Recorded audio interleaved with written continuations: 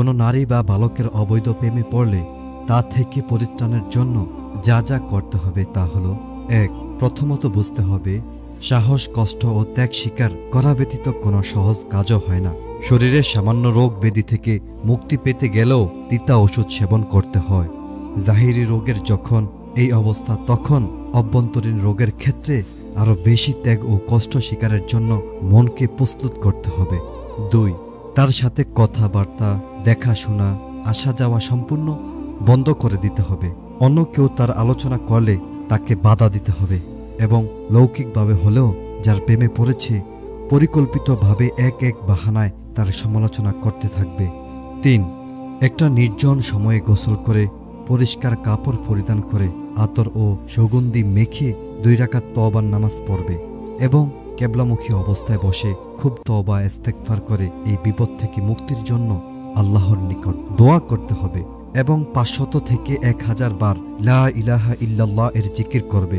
লা ইলাহা ইল্লাল্লাহ বলার সময় গার ডান দিকে ঘুরবে এবং এই ধ্যান করবে যে আল্লাহ ব্যতীত সবকিছুকে অন্তর থেকে বের করে দিলাম। অতঃপর ইল্লাল্লাহ বলার সময় বাম স্তনের সামান্য নিচের দিকে খেয়াল করে মাথা সেদিকে সজোরে ঝুঁকাবে আর ধ্যান করবে যে আল্লাহর মোহাব্বত অন্তরে গেঁথে দিলাম। এরূপ খেয়াল করা দ্বারা মনের উপর আসর পড়বে। মনের উপর গভীর খেয়ালের আসর হয়ে থাকে, এটা পরীক্ষিত বিষয়। ৪. দোজখের বর্ণনা এবং আল্লাহর নাফরমানির কারণে আল্লাহ কিরূপ অসন্তুষ্ট হন এই জাতীয় বর্ণনা যে কিতাবে আছে এমন কোনো কিতাব বা হাদিসের গ্রন্থ পাঠ করবে। ৫. একটা নির্দিষ্ট সময়ে নির্জনে বসে এই চিন্তা করবে যে আমি কিয়ামতের ময়দানের আল্লাহর সামনে দ্বন্দ্বয়মান রয়েছি আর আল্লাহ আমাকে ধমক দিয়ে বলছেন, হে বেয়াদব, বেশরম, তোমার লজ্জা হয় না আমাকে ছেড়ে একটা মুর্দার দিকে ঝুঁকে পড়লে?